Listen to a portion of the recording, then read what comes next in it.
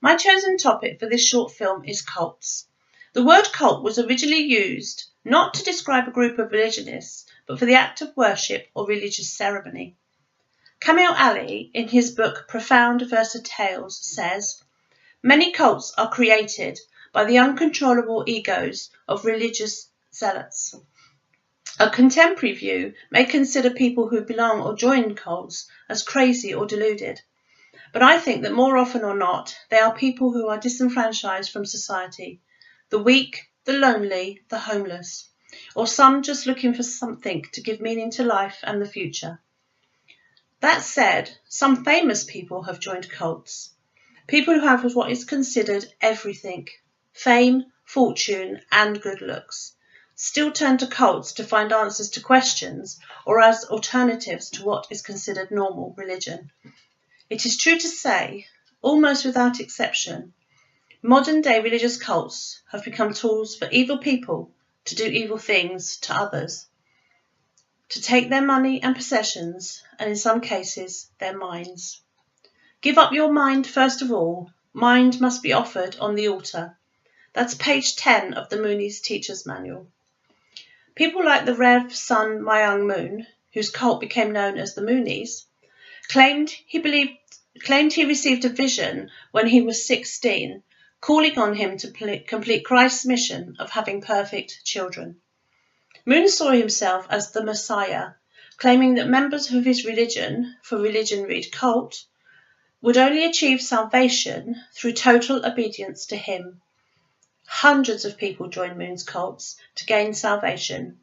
Moon made a very believable case and was helped by the fact that he had natural charisma. All along, Moon was building a personal fortune from money taken off his followers. In his speech on the 22nd of September 1974, he said, "Our motto this time is for each fundraising team to earn $12,000 a week. If I mobilize 1,000 members each to earn $10,000 a month, it will mean $3 million. The Moon family made money by selling candles and flowers in the streets. Lots of families committed the act of kidnapping of family members away from the influence of Moon. To date, there are 250,000 to 1 million followers of Moon's religion." One of the saddest outcomes of belonging to a cult affected the followers of David Koresh and his cult, known as the Branch Davidians. Koresh said he was a prophet and that all women were his spiritual wives, and this included underage girls.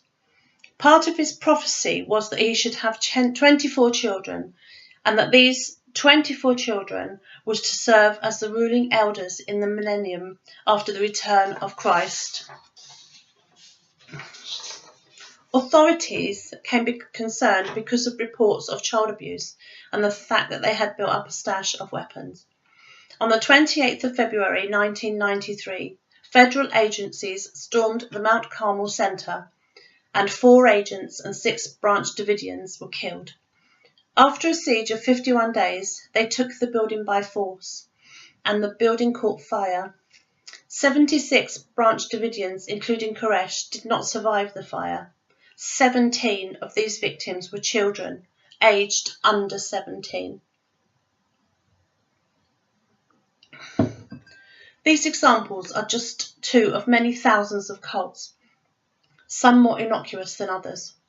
But we need to address modern cults. The cult of celebrity, the cult of consumerism, the cult of personal image. How many viewing this video own an Apple product? How many follow Big Brother on the television? More and more things are attaining cult status. Just go to see a performance of the Rocky Horror Show to see a cult in action. Harmless, yes, but still a cult. But would you say that the cult of people who will only wear Nike trainers, harmless? I think the children in the developing world that manufacture these high-price items might disagree. The growth of the consumer cult results in an underclass of people who, for whatever reason, cannot afford to take part. I think we should be working towards the cult of everyone, all working together for each other.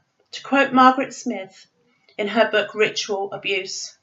A cult is a group of people who share an obsessive devotion to a person or idea.